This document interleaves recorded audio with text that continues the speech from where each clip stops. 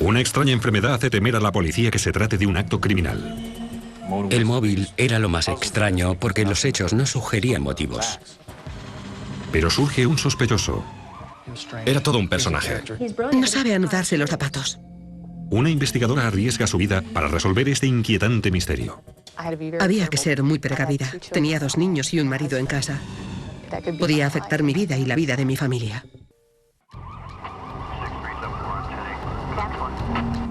En octubre de 1988, Peggy Carr, de 41 años, es trasladada de urgencia a un hospital de Florida. Entre otros síntomas sufre dolores pectorales, náusea y ardor en los pies. Los pies le dolían horriblemente. Intenté darles un masaje y le dije que iba a ponerlos en remojo en agua caliente, pero ella no quería nada. Nada podía aliviar el dolor. Nos preguntábamos qué había comido, si le había picado algún insecto, si había estado en el bosque o en los cañizales, si había tenido fiebre. Los análisis de laboratorio no revelan ninguna enfermedad ni infección. Pero en pocos días, su estado empeora. Peggy no puede abrir los ojos ni hablar. Luego se queda paralítica. Hablamos con su marido y no pudo darnos ninguna información más concreta sobre lo que le había ocurrido a Peggy.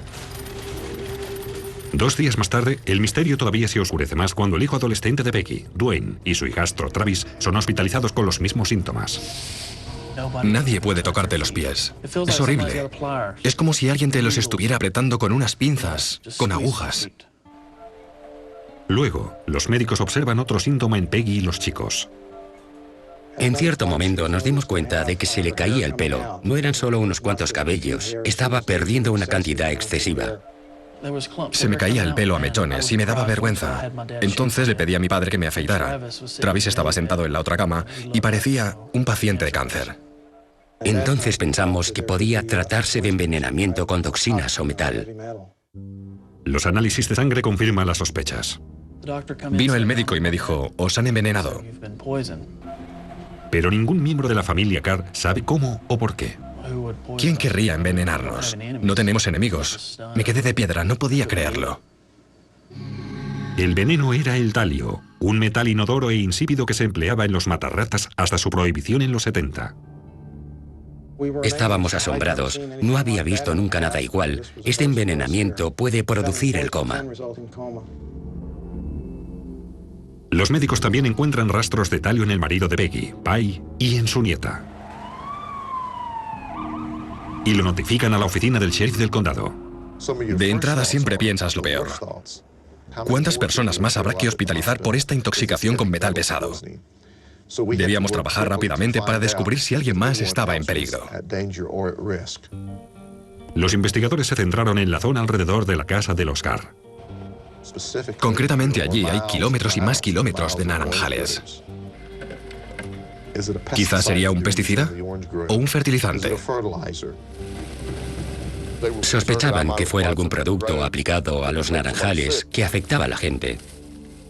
Aquí todo el mundo está en el negocio de los cítricos, o sea que todo el mundo pensó que era una tragedia. Pero en ningún naranjal aparecen rastros de talio. Las autoridades sanitarias investigan el restaurante donde Peggy trabajaba y las minas donde trabaja su marido. Nada. Analizan el lago detrás de la casa de los Carr.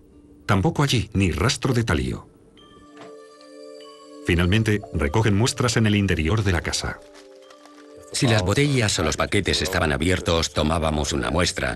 Tomamos muestras de los artículos del baño como dentífrico, crema hidratante, espuma de afeitar. Preocupados por no dejar nada de lado, incluso toman una muestra de la tarta nupcial del congelador y un objeto final de la cocina. En el suelo, bajo el armario, había un pack de botellas de Coca-Cola. Habíamos tomado muestras de todo.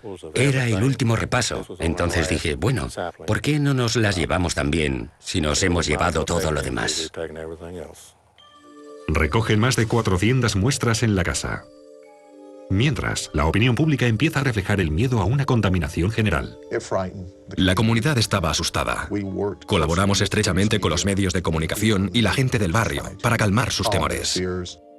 Creo que eran conscientes de que la opinión pública pedía respuestas. La gente quería saber si corrían peligro o no. Tras 3 meses se reciben los análisis.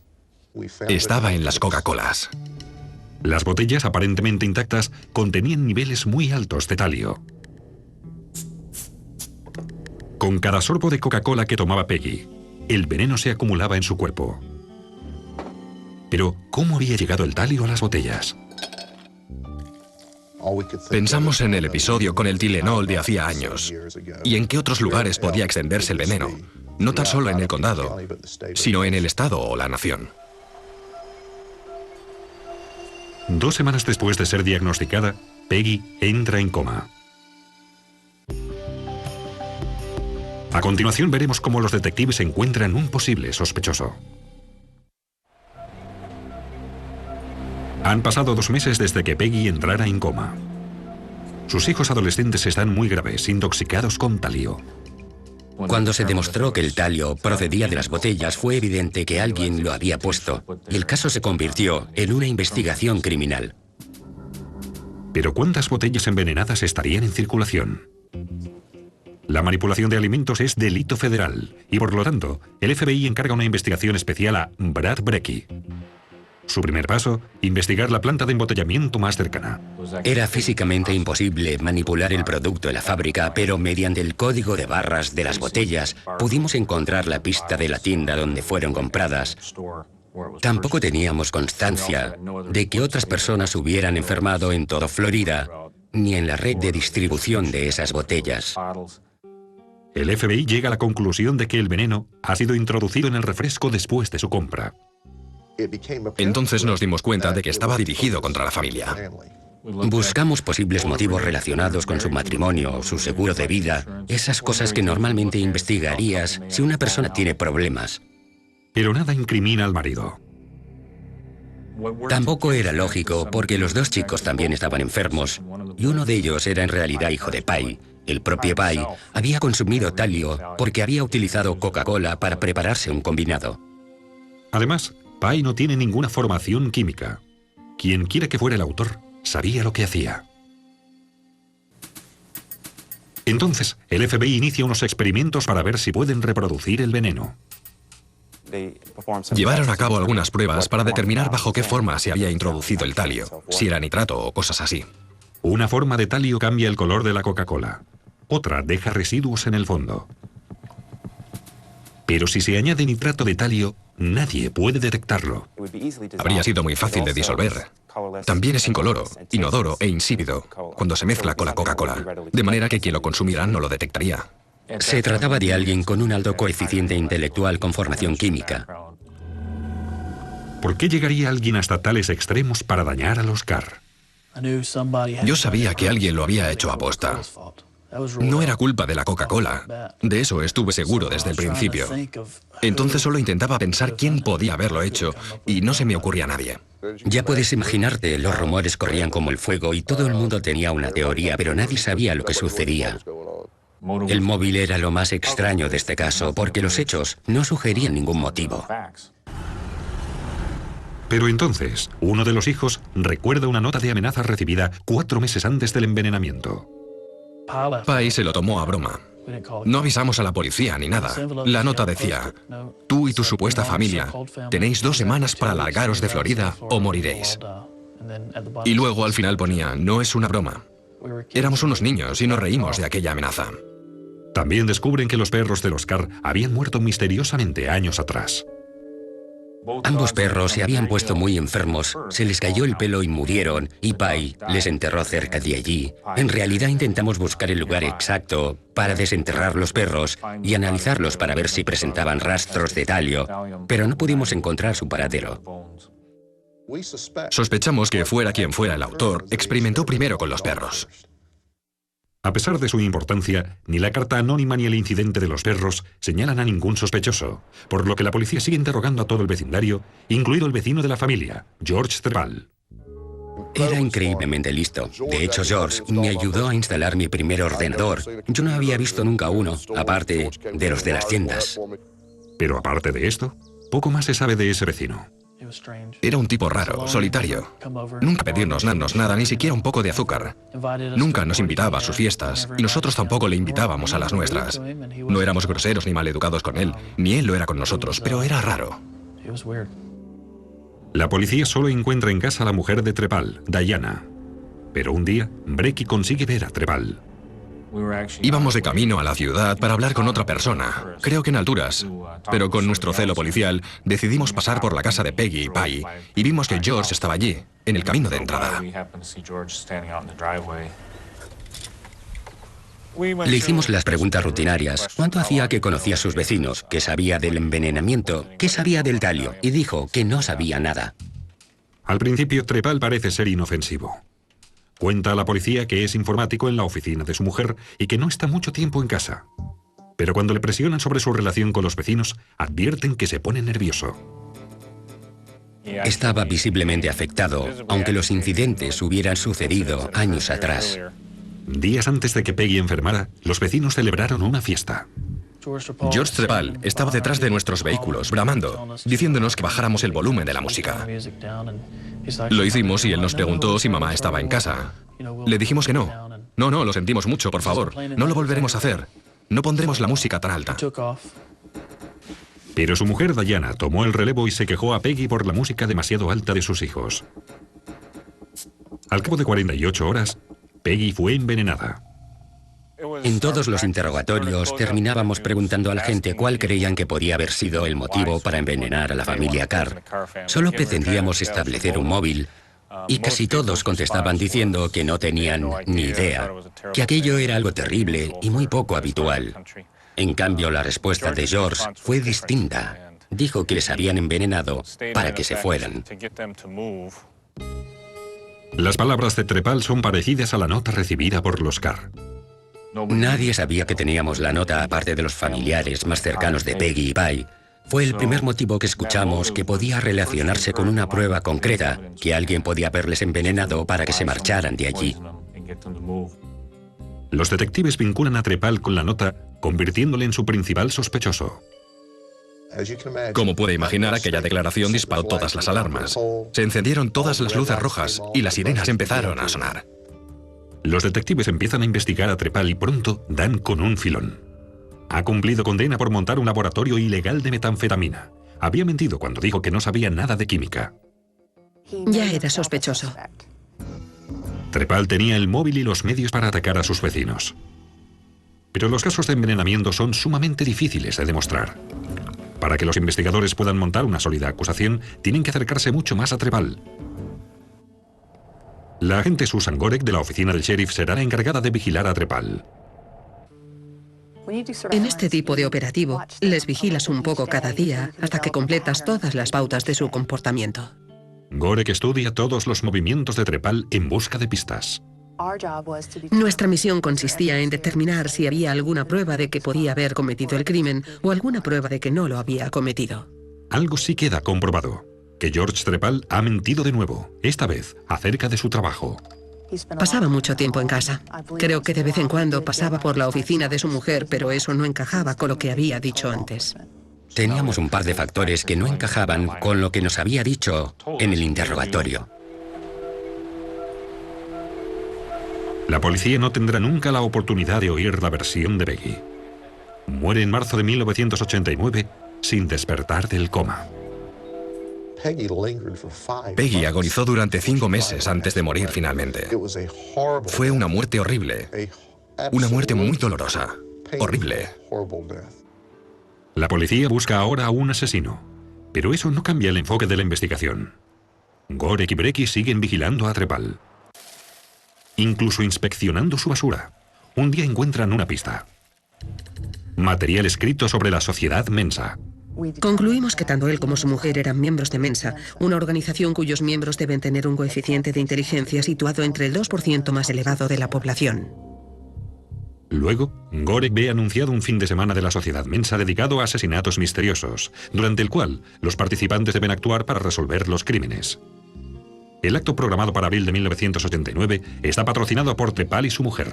Los investigadores se enfrentan a un hombre que planea astutos asesinatos como hobby. Para atraparle, deberán ser tan astutos como él.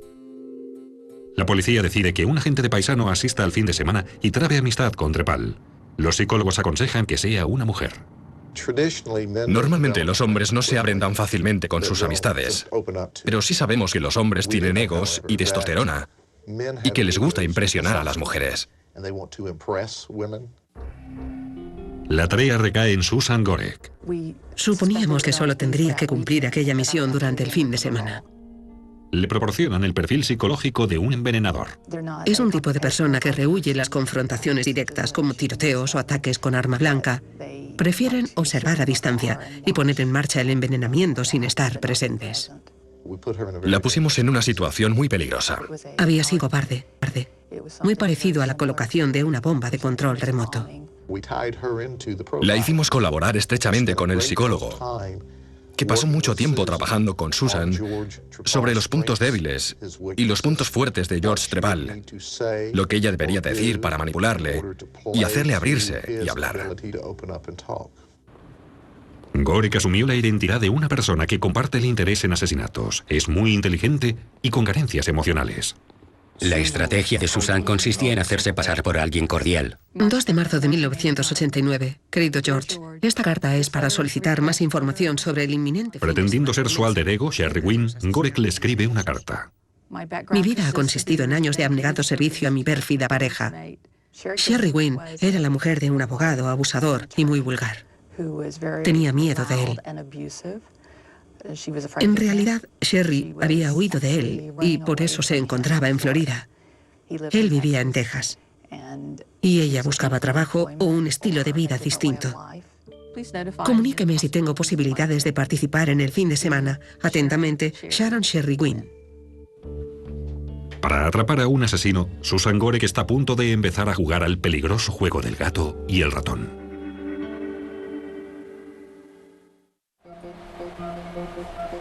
Un mes después de que Peggy muriera, Susan Gorek adopta una identidad falsa para cerrar el cerco alrededor del principal sospechoso, George Trepal. Bajo el nombre de Sherry Wynn, la mujer maltratada de un abogado asiste al fin de semana dedicado a los asesinatos misteriosos patrocinado por Trepal. Estuvimos en el fin de semana, y digo estuvimos porque también vino otro agente de paisano. Mi principal objetivo era observar a George Trepal para ver si podía establecer algunas de sus costumbres. Es una estrategia muy peligrosa. Si esta persona es tan inteligente como parece, corres más peligro que en un operativo de vigilancia tradicional. Podía ser muy peligroso. Podía ser mortal. Gorek lleva meses siguiendo a Trepal y le preocupa la posibilidad de que el sospechoso la reconozca. Cuando llegué al lugar donde se celebraba el fin de semana para inscribirme y pagar, George estaba allí sentado detrás de una mesa. Fue un momento muy tenso para mí porque necesitaba ver su reacción, comprobar si mostraba alguna señal de haberme visto antes. Y no fue así. Me entregó un paquete con toda la información del fin de semana. Consistía en representar varios asesinatos que los miembros de la asociación intentan resolver. Susan Gorek, ahora conocida como Sherry Wynn, participa en la búsqueda. Representaron varios asesinatos. Estaban muy bien planificados. En cada caso se habían recibido notas de amenazas enviadas desde la sala de la organizadora y tú tenías que estudiarlas. Había autopsias e información sobre las autopsias para que pudieras determinar de qué tipo de asesinato se trataba y quién lo había hecho. Sin embargo, ella no pierde de vista a un sospechoso real. Durante aquel fin de semana pude observar con detalle a George Trepal y a su mujer Diana, pero hablé mucho más con él. Ella parecía congeniar mucho más con el resto de los asistentes. Sherry cuenta a Trepal que quiere mudarse a Florida para alejarse de su marido. Cuando le dije que buscaba un lugar donde vivir, me dijo que su casa iba a estar en venta porque ellos querían mudarse. A la semana siguiente fui a su casa. Era una oportunidad excelente. Me invitó a pasar y me enseñó la casa. Mientras recorren la casa, Trepal cuenta a Sherry que Alturas es un lugar tan seguro que nadie cierra con llave. No menciona que sus vecinos de al lado han sido envenenados. George me habló un par de veces acerca de los vecinos de al lado, los Carr. Y cuando hablaba de ellos notabas que no le gustaban, que les tenía manía, que se sentía superior a ellos. Una de las cosas más importantes que descubrí acerca de él es que no le gustaban los niños. No le gustaba cualquier cosa que escapara a su control. A veces le veía 2 veces por semana, pero luego podía pasar un mes sin verle.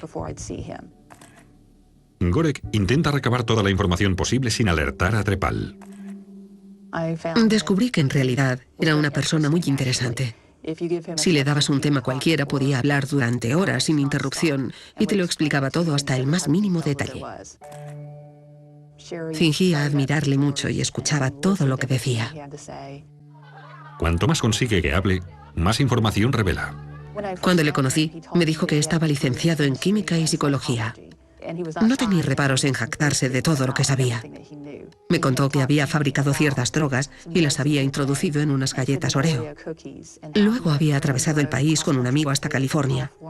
Le daban las galletas a los autoestopistas que recogían en el camino y se divertían observando los efectos alucinógenos de las galletas.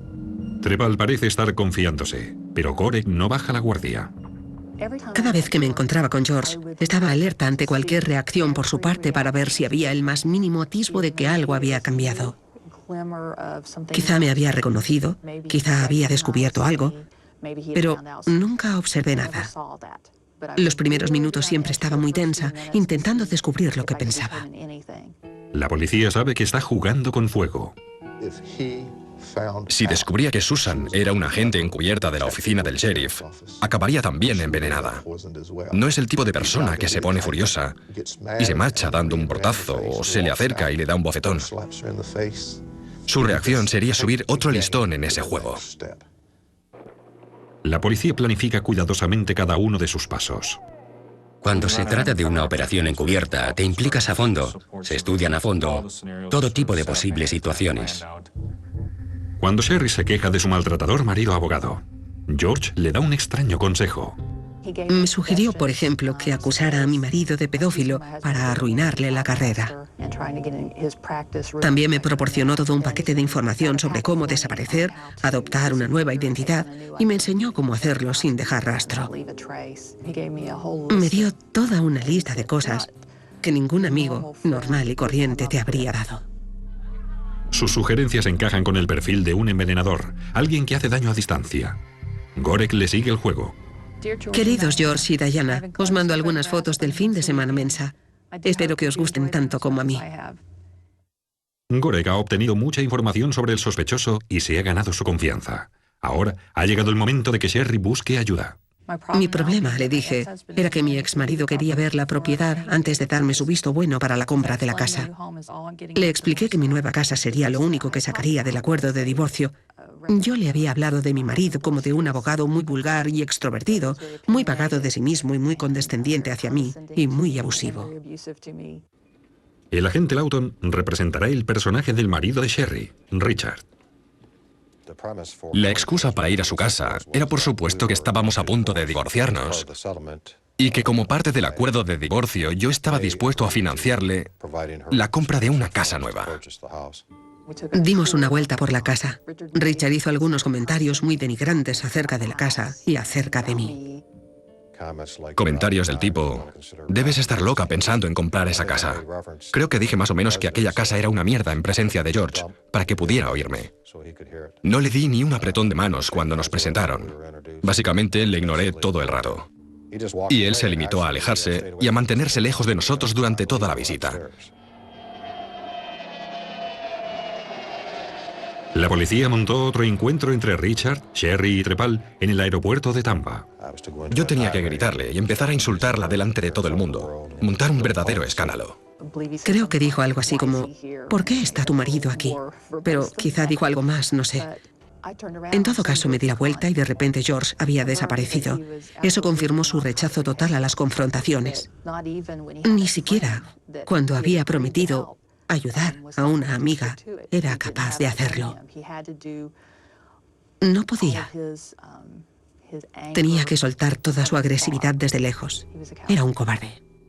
Los indicios que señalan a Treball son cada vez más contundentes. Es químico, sabe de drogas y encaja con el perfil, pero no basta para detenerle. Teníamos pequeñas piezas sueltas, pero no habíamos conseguido ninguna declaración suya ni nada que le involucrara. Para avanzar en la investigación, la policía tiene que introducirse en casa de Treball. Susan Gorek es la agente encubierta que debe atrapar al asesino de Peggy Carr. Hace ya 9 meses que ha trabado amistad con George Treball, bajo su papel como Sherry Wynn, quien ha abandonado a su marido maltratador. Al cabo de unos meses me di cuenta de que me costaba recordar todo lo que le había dicho. Cuando sabía que iba a encontrarme con él, tenía que repasar las transcripciones de todas nuestras conversaciones para no olvidarme de nada de lo que le había dicho. Tenía que ir con mucho cuidado y cometí ciertos errores en un par de ocasiones. En una de ellas recuerdo que sentí verdadero pánico. Estábamos hablando de trabajar con la madera y de dónde podía comprarla, y yo le dije que normalmente la compraba en Scotties, que es una cadena de tiendas de Florida. Pero no había comprobado si también existían en Texas y de repente me asusté muchísimo pensando, oh Dios mío, ¿y si él lo ha comprobado? Cuanto más dura una operación encubierta, más difícil y peligrosa es.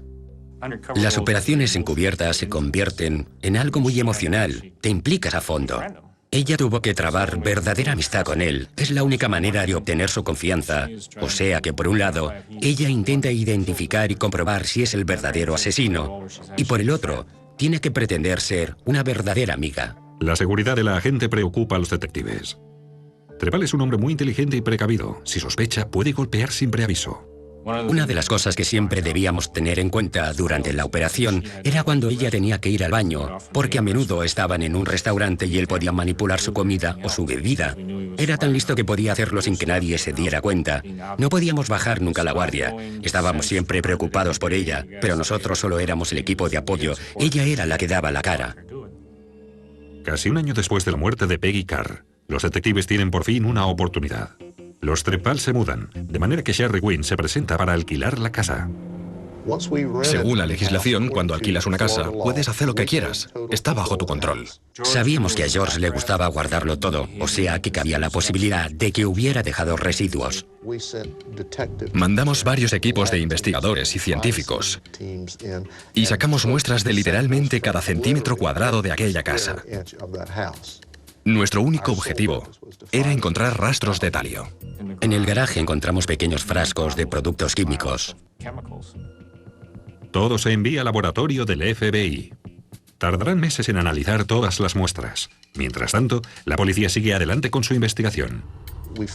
Nos temíamos que no apareciera ni rastro de talio. Nos temíamos no encontrar ninguna prueba en la casa. Teníamos que mantener la relación con George. Era todo un reto. Había conocido a tantos amigos suyos que tenía que ir con mucho cuidado. No pude llevar mi anillo de boda durante un año. No podía salir con mis hijos porque lo más probable es que un niño pequeño te llame mamá de repente y a él le había dicho que no tenía hijos. Podía poner en peligro mi vida y la de mi familia. Pero Gorek había ido demasiado lejos para abandonar ahora. Se me empezaban a agotar las ideas, las situaciones, para pillarle.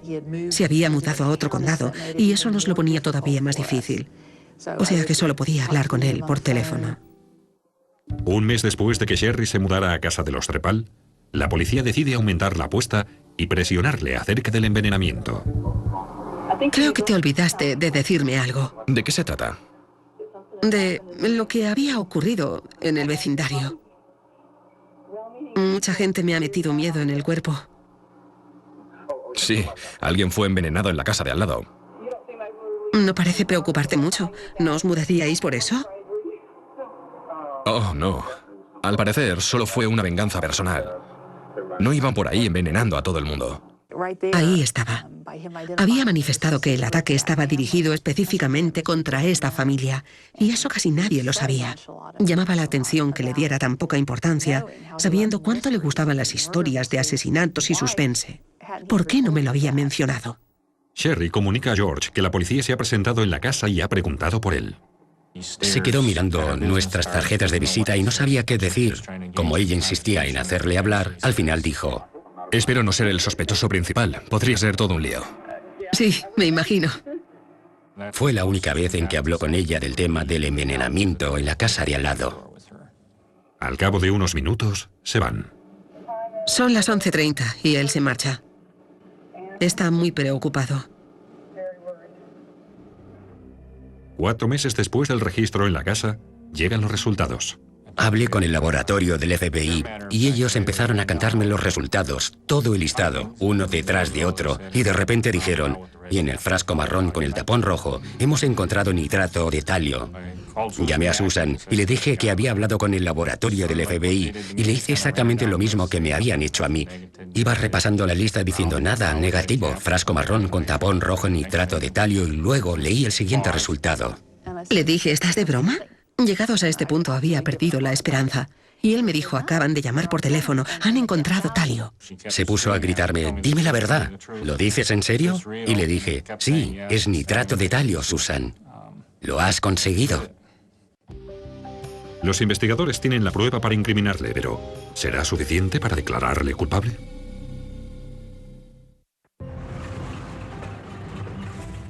Más de un año después de que Peggy Carr muriera envenenada, los detectives tienen suficiente evidencia para detener a George Trepal. Le telefoné para que los agentes pudieran acercarse. Lo hicimos así por motivos de seguridad y para que estuviera en casa. Trepal es acusado de asesinato e intento de asesinato. Nadie me llamó, nadie me dijo nada.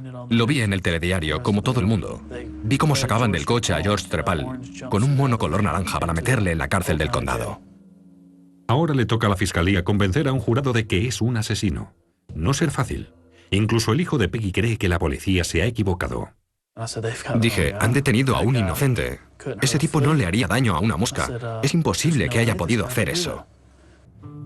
Trepal no hace ninguna declaración, ni siquiera cuando su supuesta amiga Sherry Wynn se identifica como la agente Susan Gorek y le presenta una orden judicial para obtener unas muestras. Le entregué la orden y le dije, George, soy la agente especial Susan Gorek. Trabajo con la oficina del sheriff y he venido a presentarte esta orden judicial para que me des muestras de tu escritura. Y él me miró y dijo, bien, y me sonrió. El nuevo domicilio de Trepal proporciona nuevas pruebas. En el registro encontramos libros sobre venenos y sobre el talio. También confiscaron una caja de destornilladores de alta precisión y el libro de Agatha Christie, El caballo pálido, la historia de un envenenador que contamina comida con talio y la deja en el umbral de sus víctimas desprevenidas. Para formular su acusación, la fiscalía tiene que resolver un nuevo misterio. ¿Cómo consiguió Trepal abrir las botellas de Coca-Cola sin que nadie se diera cuenta? Necesitaban tener algún tipo de teoría sobre cómo se había cometido el crimen y demostrar que el sospechoso había podido hacerlo con las herramientas que tenía en su casa. Las botellas contaminadas estaban cerradas con chapas dentadas, muy difíciles de abrir sin doblarlas y todavía más, colocarlas de nuevo. El agente Cadigan había determinado que las chapas habían sido manipuladas. La parte inferior de cada chapa presentaba ciertas marcas que indicaban que habían sido manipuladas de alguna manera. Intenté repetir lo que el sospechoso podía haber hecho y utilicé el destornillador de precisión de 5,64 pulgadas y el de 3,64. Los inserté por debajo del borde, por el borde dentado de la chapa. La levanté ligeramente haciendo palanca y luego volví a tapar la botella. Nadie se hubiera dado cuenta a primera vista, a menos de saberlo. La detención de Trepal deja estupefactos a todos. Unos amigos suyos dijeron, es genial, pero no sabe abrocharse los zapatos. Y que era extravagante. Mi personaje es George Trepal, pero mi verdadero nombre es el más grande. Antes del juicio, salen a la luz más detalles de su lado oscuro. Cuando estaba en la universidad siempre tenía miedo de que la gente entrara en su cuarto y se enfadaba muchísimo si lo hacían. Entonces le acusaron de haber untado en la manija de su puerta con alucinógenos que al tocarlos penetraban en la mano. Así, quien intentara abrir la puerta en su ausencia pillaría un colocón involuntario. En enero de 1991, George Trepal comparece ante el tribunal. El asistente del fiscal, John Agüero, se encarga de la acusación. Mi enfoque en este caso fue que tenía que limitarme a demostrar que nadie más tenía el móvil, la oportunidad y la capacidad para cometer ese crimen. Agüero cree que el envenenamiento estuvo motivado por la pelea entre la mujer de Trepal, Diana, y Peggy Carr. La última trifulca tuvo lugar solo un día o dos antes de que se produjera el envenenamiento. Diana se había presentado en casa de los vecinos para que los chicos bajaran el volumen de la música. Estaba muy furiosa porque Peggy le había dicho que ya no pensaba decirle nada a sus hijos, que la música no estaba tan alta y que sería mejor que se acostumbraran a tenerlos de vecinos. Eso había indignado a Diana y creo que regresó a su casa y le dijo a George, a ver si solucionas ese problema. Y él lo hizo. Las pruebas contra Trepal dejan una siniestra historia. Se presenta ante el jurado el nitrato de talio encontrado en casa de Trepal, junto con los manuales sobre venenos, la amenaza de muerte anónima y las grabaciones de la policía donde expresa su preocupación de ser el principal sospechoso. La defensa describe a su cliente como un excéntrico inofensivo, un friki. Sin embargo, la acusación demuestra que encaja con el perfil de un envenenador. George Trepal es realmente malvado. Sabía lo que iba a hacer. ¿Podrá la acusación convencer al jurado? El juicio de George Trepal se prolonga 2 semanas y media. Pero el jurado solo tarda 6 horas en emitir su veredicto de culpabilidad por el asesinato de Peggy Carr y el intento de asesinato de su familia. El fiscal John Agüero pide la pena capital. Para pedir la pena de muerte, la fiscalía debe poder demostrar un factor agravante como mínimo. Obviamente, era una forma horrible de matar a alguien, de poner en peligro a toda una familia. Hasta la niña pequeña presentaba rastros de talio, pero a él no le importaba. Tenía la inteligencia necesaria para saber el peligro que introducía en aquel hogar. George Trepal es condenado a muerte. Tras 15 largos meses de trabajo clandestino, la entrega y determinación de Susan Gorek ha dado sus frutos. No conozco a nadie que haya realizado una misión encubierta como esa durante tanto tiempo. Me parece extraordinario que ella pudiera hacerlo. La admiro mucho por ello. De no ser por ella, nunca lo hubiéramos conseguido. Fue gracias a ella, a su perseverancia, su valentía. Pero nadie acaba de entender el motivo de Trepal para asesinar a Peggy Carr. La razón por la que lo hizo era la música demasiado alta. Quitó la vida de alguien por culpa de la música demasiado alta. Ese es el meollo de la cuestión. No haber conseguido lo que quería inmediatamente. Creo que su ego le hacía sentirse muy superior intelectualmente a sus vecinos. No estoy segura de que su eliminación, para él, fuera un asesinato. Necesitaba controlar. Necesitaba ese control. Y despreciaba profundamente a la gente menos inteligente que él. Después de haberle estudiado tanto durante tantos meses, creo que para él simplemente había eliminado el problema.